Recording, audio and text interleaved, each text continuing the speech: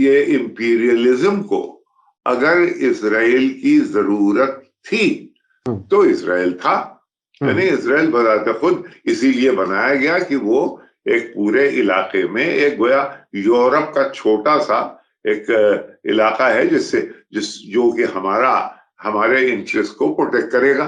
ये कॉन्सेप्ट था इसराइल के स्ट्रेटेजिक। अब बिब्लिकल जो इजरायली देखते हैं वो अलग है कि बाइबल में ये लिखा है, वो अलग बात।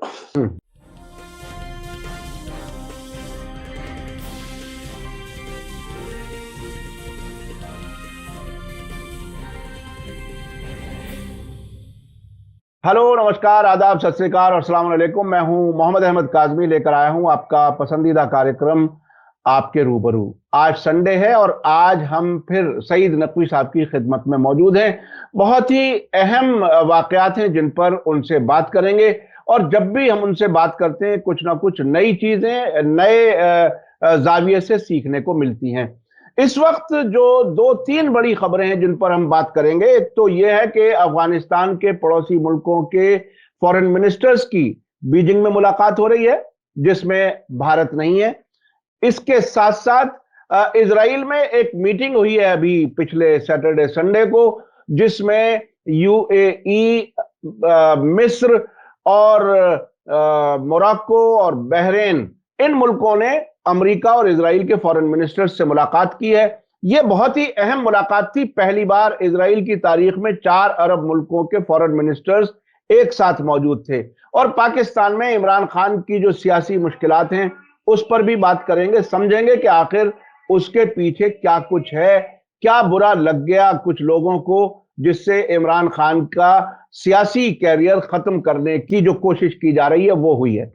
सईद नकवी साहब, वेलकम है आपका। मीडिया स्टार वर्ल्ड को आपने वक्त दिया, बहुत बहुत शुक्रिया।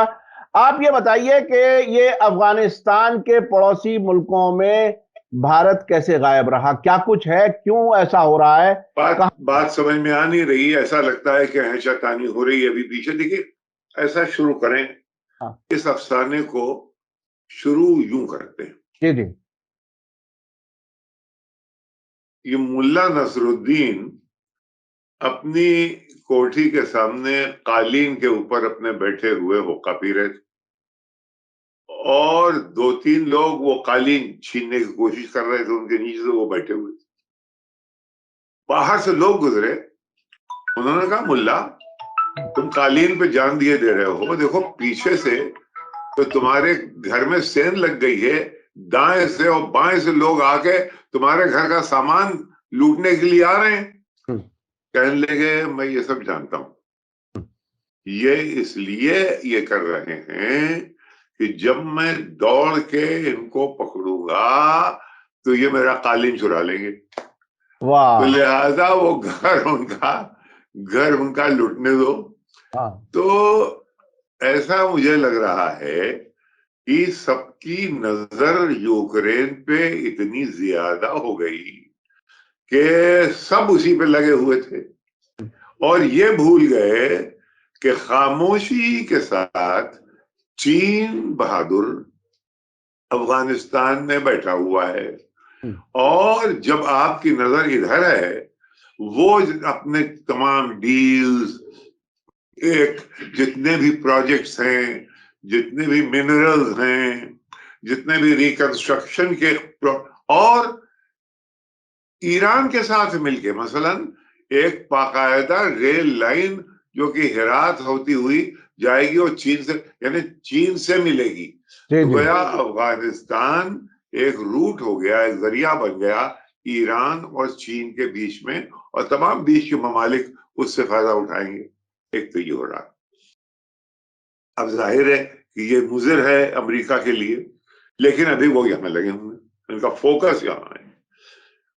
लेकिन बीच में ये कि इसी खेल को खराब करने के लिए ये जो इमरान खान है, क्योंकि अफगानिस्तान का खेल संभालने में पाकिस्तान की सख्त जरूरत है, और पाकिस्तान का ये प्राइम मिनिस्टर, हालांकि हर एक प्राइम मिनिस्टर जैसे पहले वाले भी, वो चीन से करीब तर होते चले जा रहे हैं। अब चीन से करीब तर अगर हो जा रहे हैं तो भाई इनको निकालो, ये तो वो मुल्क है जो कि अमेरिका की दौलत पे, अमेरिका की एड पे शुरू से अभी तक रहा है। फौज तो वहीं ट्रेन हुई है, उसके बड़े बड़े अफसरान जो हैं वो अगर लैंगली में नहीं, वो जहां भी उनकी क्या है, वेस्ट पॉइंट पे वहां ट्रेन हुए, नहीं तो इधर विलायत में ट्रेन हुए। तो एक रिश्ता जो पुराना था उसको, अब उसमें तमाम सियासी ग्रुप, सब सियासी ग्रुप जो हैं उनको आप देखिए कौन कौन है। मौलाना अब्दुल रहमान है, फजलुर रहमान है, उसमें नवाज शरीफ के भाई हैं। नवाज शरीफ के खिलाफ चार्जेस दिए थे कि इन्होंने तमाम इमारतें बनाई है, बल्कि आप ही के प्रोग्राम में एक मैंने आपको क्लिपिंग दी थी कि वो जो इनका घर है लंदन में, जहां बाकायदा लिवरीड सर्वेंट यानी टेल जिसको कहते हैं, वो नौकर सर्विस कर रहे हैं इनके बेटे की, और बिल्कुल हाइड पार्क के ऊपर है, बेहतरीन प्रॉपर्टी, इस तरह की बहुत है। तो ये करप्शन, अच्छा अजीब किस्सा है कि साहब करप्शन को गोया एक्सेप्ट कर लिया जा रहा है। ये करप्शन की वजह से जो भी कर रहे हैं, लेकिन इक्तिसादी हालत खराब हो रही। तो यानी करप्शन सही, लेकिन इक्तिसादी हालत, वो कह रहा है कि भाई तुम्हारा लूटा हुआ जो वहां है वो हमें भुगतना पड़ रहा है। तो अभी मालूम नहीं कि ये ऊंट किस करवट बैठेगा, और अगर कहीं ये चले गए तब एक उबाल इसके फेवर में बहुत, यानी इसका हार जाना वोट ऑफ कॉन्फिडेंस बहुत मुज़िर होगा ऑपोजिशन के लिए, क्योंकि इस मुद्दे पे जा रहा है वो कि, लेकिन अभी देखते हैं कि होता क्या है, आगे आगे देखिए होता क्या। उधर जो इसराइल में 4 अरब मुल्कों ने साहब बात की कि ईरान के खिलाफ कुछ फ्रंट बनाएंगे, वो ऐसी कुछ है नहीं। ये था कि हम गोया एक साथ मिल जाएं, और उसमें बेनेट साहब की को कोविड हो गया, और वो उसमें न सिर्फ वहां शिरकत कर सके बल्कि वो हिंदुस्तान आ रहे थे। हिंदुस्तान की सूरत हाल बहुत अच्छी है। ये जो वहां इस मीटिंग में नहीं है, जो चीन में हो रही है, वो एक बात मेरे समझ में अभी नहीं आई। मैं अपने जराए से मैं टेलीफोन करके बात करके जाके मिलूंगा, तो शायद अगले प्रोग्राम में मैं आपको कुछ बता सकूं। मुझे अभी अंदाजा ही वहां क्यों नहीं गए, क्योंकि यही पार्ट ऑफ दिस ऐशाता नहीं। क्या भारत अभी तक, जिसे अंडर द रैप कह सकते हैं, बहुत से मुल्कों के तालिबान से ताल्लुकात, अनऑफिशियली काइंड ऑफ रिकॉग्निशन, उस तरह की कुछ हालत नजर आ रही है, जिस तरह से ईरान ने भी ये एग्रीमेंट किया, तो क्या इंडिया ऐसा कुछ करने में कामयाब नहीं हो पाया अभी तक? नहीं, अभी समझ में नहीं। देखिए इनके ऊपर फोर्सेस जो, भाई अगस्त तक तो ये बिल्कुल 100% हम लोग अमेरिकन कैंप में थे। हम लोग गनी को रिकॉग्नाइज कर रहे थे। ये तो ये जो अमेरिकन अगस्त में जब गए हैं वहां से, वो जिस तरह से गए हैं उसमें हिंदुस्तान भी बहुत एम्बैरस हुआ। अब धीरे धीरे वो अपनी वोटों को सजा रहा है, संभाल रहा है, बिसात बिछा रहा है। इस वक्त रूस भी मिलना चाह रहा है, इजराइल भी मिलना चाह रहा है, अरब के ममालिक भी मिलना चाह रहे हैं।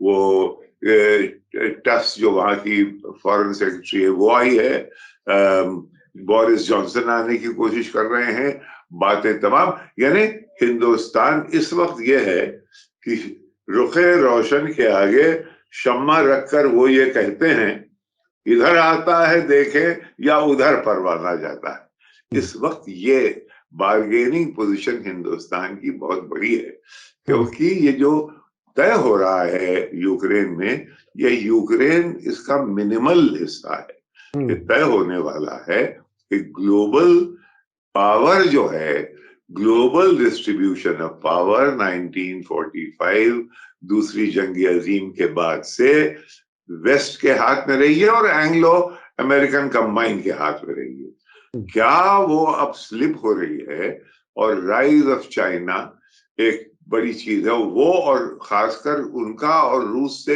इतना मिल जाना, ये बहुत ही मुज़िर समझा जा रहा है। लिहाजा पुतिन को इतना कम कर दो कि वो एक लायबिलिटी बन जाए चीन के लिए, वो होता नजर नहीं आ रहा है। क्योंकि उसके लिए ये महज मीडिया से, देखिए प्रोपागेंडा से आजकल बहुत कुछ होता है, लेकिन ये महज प्रोपागेंडा से हो जाए ऐसा नहीं है, क्योंकि सिचुएशन ऑन द ग्राउंड कुछ और है जिसके बारे में हम कुछ जानते नहीं है। एक अजीबोगरीब मुजज़े वहां हो रहे हैं कि साहब बम मुस्तकिल कर रहे हैं और पीस टू कैमरा करने के लिए उनके अमेरिकी जर्नलिस्ट मौजूद हैं उसी शहर में। तो इसका मतलब यह है कि एक तरफ जो आप तस्वीरें दिखाते हैं वो एक खित्ते की जहां बम गिरा है, और बाकी जहां पीस है वहां आप वो नहीं दिखाते, बल्कि एक कॉरेस्पॉन्डेंट खड़ा हो जाता है पीस टू कैमरा करने के लिए। तो अभी ये भी अच्छा, फिर दूसरी बात सुन लीजिए कि आप प्रेसिडेंट बाइडेन अभी यूरोप आए थे, नेटो से मिले, तमाम यूरोपियन लीडर्स से मिले, और यूक्रेनियन लीडरशिप से वो वॉर्सो में मिले। तो अगर यूक्रेनियन लीडरशिप से वो वॉर्सो में मिल रहे हैं, कहीं ऐसा तो नहीं है, और ज़ेलेंस्की से नहीं मिले। ज़ेलेंस्की से इसलिए नहीं मिले कि वो यहाँ कीव में घिरा हुआ है, या इसलिए नहीं मिले कि वो बात आया हो जाएगी कि वो वॉर्सो की किसी एम्बेसी में एक स्टूडियो उन्होंने बड़ा सा बना रखा है, जहां सब एक अजीब और गरीब मौजा है कि यूरोप की हर पार्लियामेंट को वो एड्रेस करता है साहब। यानी कोई इतना बड़ा मीडिया का खेल तो आज तक हुआ ही नहीं कि जहां जंग में घिरा हुआ है, बमबारी हो रही है, रॉकेट्स मारे जा रहे हैं, लेकिन हमारा लीडर है कि साहब वो खड़ा होके हर यूरोपियन पार्लियामेंट को एग्जॉर्ट करता है, कहता है कि नो फ्लाई जोन करवाओ, और हमको 1% जो तुम्हारा सबका डिफेंस बजट है वो दो, तब हम लड़ेंगे। अच्छा, उसमें उसमें बहुत ही दिलचस्प बात यह है कि वो एक खास एक रंग की टी शर्ट है उसके पास, जो अक्सर उसी में नजर आ रहा है, और वो अमेरिका की Congress, British parliament, Israeli parliament, इन इन सबको वो एड्रेस कर चुका अब तक। तो अच्छा, मैं अब जो जो खास बात समझना चाहता हूं वो ये कि एक बात और मैं कह दूं, आपने कहा इतने सबको एड्रेस कर दिया, वो हिंदुस्तान की पार्लियामेंट को भी एड्रेस करता अगर ये यूक्रेन का मामला अगस्त से पहले हो गया होता। मैं क्या कह रहा हूं कि हमारा रुख अमेरिका की डिबाकल और डिफीट जो कि अफगानिस्तान में हुई है, उसके बाद जो हम लोगों ने जरा सा एक नेविगेशनल करेक्शन करना शुरू किया है, ये उसका ये हिस्सा है। वरना अब तक अगर इजराइल की पार्लियामेंट में उन्होंने एड्रेस कर दिया तो यहाँ की पार्लियामेंट को क्यों नहीं एड्रेस किया? इसलिए नहीं एड्रेस किया कि अब हम अपने बेट्स को हेज कर रहे हैं। हम देख रहे हैं कि ऊपर बरसरे इख्तिदार कौन आता है, और इसलिए थोड़ा इधर और थोड़ा उधर कर रहे हैं। अब इसी में ये मेरी बात समझ में नहीं आई कि ये इस मीटिंग में क्यों नहीं है। तो कहने का मतलब यह है लुबेलबा कि मेरे ख्याल में यूक्रेन का मामला तय हो रहा है। वेस्ट एक तरीके से उसको प्रोजेक्ट करेगा कि साहब ये तो हार गए, ये चाहते थे कि सब पे कब्जा कर लें पूरे मुल्क पे, और ये ज़ेलेंस्की साहब को रिप्लेस कर दें एक अपने पपेट से। वो इसलिए नहीं कर पाए, अब ये कुछ और कर रहे हैं और पीछे हट रहे हैं। अच्छा ठीक है, कुछ है पीछे हट रहे हैं। हो सकता है कि उनका वॉर एम ये रहा हो कि वो शहरों को जहां पे वो घिरे हुए हैं उनको चारों तरफ से उसको सर्कुलेट कर दें, उनके चारों तरफ इंसर्कल कर दें, और लोग बाहर इसलिए नहीं। आप देखिए एक quantity Azov is a neo Nazi group. ये नियो नाजी ग्रुप, अगर फर्ज करिए कि आपने वो होल्ड इन है लिविव में या मारियोपोल में, और इन्होंने घेरा डाल दिया रशियन सोल्जर ने, वो कहते हैं कि ना हमें भी निकल जाने दो, कहते तुम्हें नहीं निकलने देंगे, तो कहते तो फिर कोई नहीं निकलेगा यहाँ से। ये एक झगड़ा अंदरूनी चल रहा है, ये आपको बाद में पता चलेगा। मैं जो सर अभी समझना चाह रहा हूं वो ये कि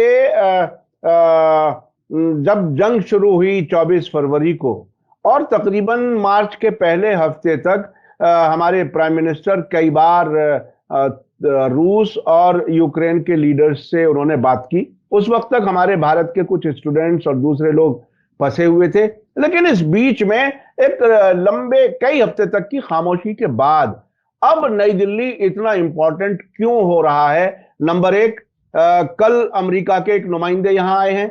आज जब हम आपसे बात कर रहे हैं तो रूस के फॉरेन मिनिस्टर पहुंच रहे हैं 2 दिन के लिए, यूके के एनएसए आ रहे हैं और कई मुल्कों के बड़े लोग नई दिल्ली पहुंच रहे हैं एक के बाद एक। ये क्या कुछ है? क्या ये वो नेविगेशनल एडजस्टमेंट या करेक्शन जो आपने कहा उसके बाद की सूरत हाल है? ये ऐसा ना हो जाए, क्योंकि अब एक क्लियर डिवाइड दिखाई दे रही है ईस्ट और वेस्ट में।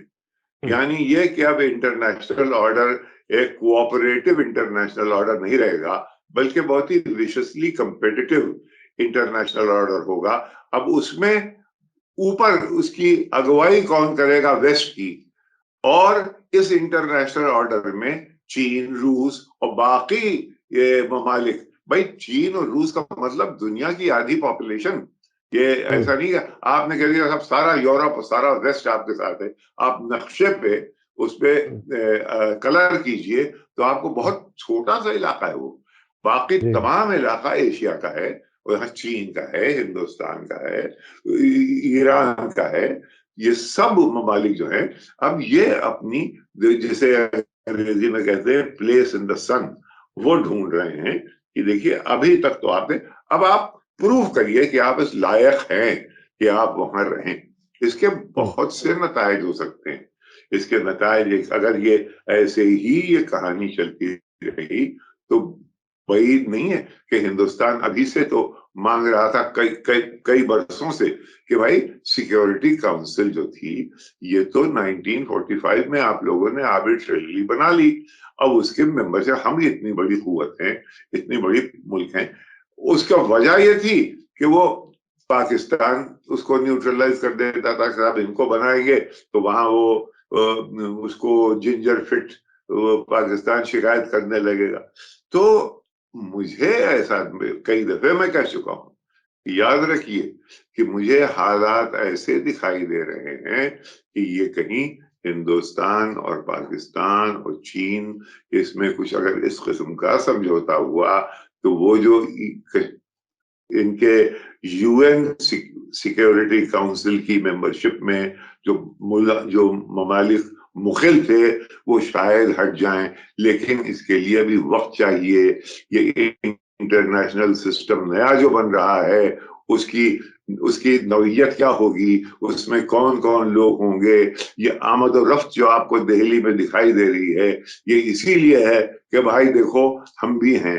वो कहते हैं कि नहीं हम भी हैं, देखो हमने तुम्हें ये दे रखा है, वो कहते हैं देखो हमने तुम्हें ये और आगे ये मिलेगा। तो इस वक्त हिंदुस्तान की फॉरेन पॉलिसी बहुत मैं तो ये कहूंगा कि बहुत ही होशियारी के साथ चलाई जा रही है, क्योंकि अल्टीमेटली ये है कि सेल्फ इंटरेस्ट क्या है, और सेल्फ इंटरेस्ट ये है कि शेख भी खुश रहे, शैतान भी नाराज ना हो। और अच्छा, ये शेख भी खुश रहे शैतान भी नाराज ना हो, उसके बीच में जो खास बात अभी एक सामने आई है कि ईरान के फॉरेन मिनिस्टर ने कतर के फॉरेन मिनिस्टर जो डिप्टी प्राइम मिनिस्टर भी हैं उनसे बीजिंग में मुलाकात के दौरान एक दो बातें कही हैं। एक तो ये कहा है कि इजराइल पूरे मुस्लिम दुनिया के लिए प्रॉब्लम है। दूसरी बात उन्होंने ये कही है कि ये अरब मुल्कों की इस तरह से नेगेव में जो मीटिंग हुई है ये एक बहुत बड़ा धोखा है, विश्वासघात है फिलिस्तीनियों के साथ। और इसके साथ साथ फिलिस्तीन में अब इजराइल में अब ऐसे यहूदी भी नजर आ रहे हैं जो हाथ में पत्थर लेकर के चल रहे हैं। डर का माहौल है। अभी पिछले 2-3 हफ्ते में कई वाकयात हो चुके, इजराइलियों पर यहूदियों पर हमले हुए हैं। इसको मिलाकर के अगर आप कुछ बता सकें कि इस वक्त क्या सूरत हाल है, क्या कुछ है जो ईरान कहना चाहता है और इजराइल अब किस जगह कहां खड़ा है इन अरब मुल्कों के साथ, नॉर्मलाइजेशन के साथ? क्या उसे कोई रिलीफ मिलेगा? इजराइल बहुत होशियार मुल्क है। इजराइल के लोग बहुत होनहार हैं।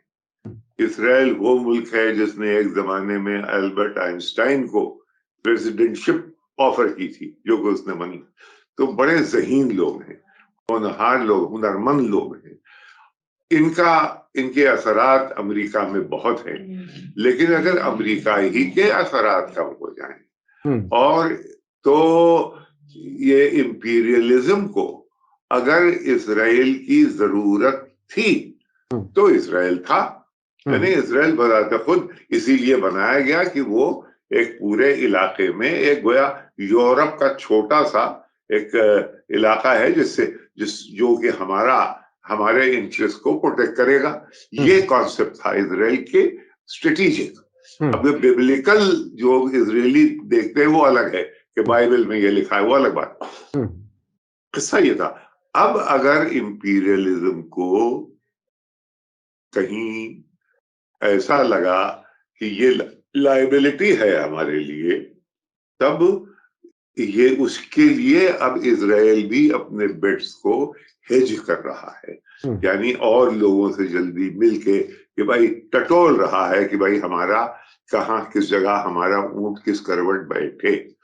एक चीज काज़मी साहब आप देखिएगा, जो कि इसके जब पूरा ये यूक्रेन का मामला मामूली नहीं है, जब डस्ट सेटल होगी, जंग खत्म हो चुकी होगी, तब आप देखेंगे बहुत सारे, और आपका अटेंशन दूसरी तरफ डाइवर्ट कर दिया जाएगा, जबकि यहां से मीडिया अपना असबाब लेके चला जाएगा। फिर ये मीडिया का खेल जो यहां हुआ है वो एक्सपोज होगा। ये कैसे, ये कहां स्टूडियो था जिससे जहां प्रेसिडेंट साहब रोजाना जंग हो रही है, यानी मुल्क में ऐसी जंग कि दुनिया के अंदर बताया जा रहा, वो कह रहे हैं तू बुचर है। किसने कह दिया? बाइडेन ने कहा कि पुतिन बुचर है। जी जी जी। और उसने मैक्रोन ने कहा हम ये नहीं कहेंगे। यानी आपको ये पता चल गया कि वेस्टर्न यूनिटी कितनी है। उन्होंने कहा कि साहब हम ये जो है इसको तो हम रहने नहीं देंगे। एकदम से दौड़ के आए ब्लिंकन, उनके स्टेट सेक्रेटरी ऑफ स्टेट, अरे ये आपने क्या कह दिया? अब भाई रेजिम चेंज हमारा, तो एक गोया एक अजीब और गरीब इनकोहेरेंस, एक परेशानी, एक बद इंतजामी वेस्टर्न कैंप में दिखाई दे रही है अभी। अब जंग खत्म होने वाली है, इसके बाद आप देखेंगे काज़मी साहब, और आपके सामीन और आपके व्यूअर्स देखेंगे, खेल की कोशिश ये होगी कि जो गैस आ रही थी नॉर्थ स्ट्रीम से, उसके ऊपर ऐचातानी शुरू हो जाएगी। जर्मन्स कहेंगे कि साहब उसमें जाने में क्या हर्ज है, करीब है। ये कहेंगे नहीं, ये तो बुचर है, इसको बंद करो, और हम बंदोबस्त कर रहे हैं तुम्हें जो हमारी शेल गैस है जो अमेरिका में जो अभी रखी हुई है, हम वो तुम तक पहुंचाएंगे, और उसमें अपने साथ लेने के लिए एक गोया हमजोली उनका वो बनाएंगे कतर को, ताकि ईरान की गैस का कहीं इस्तेमाल ना हो जाए। तो कतर और अमेरिका बहादुर अब गैस यूरोप को सप्लाई करेंगे, ताकि यूरोप रूस को छोड़ के इनकी गिरफ्त में आ जाए। आखिर में खेल खत्म। ये सम इसका बकौल उसमें म्यूजिकल लैंग्वेज में कहते हैं, ये सम यहां टूटेगा।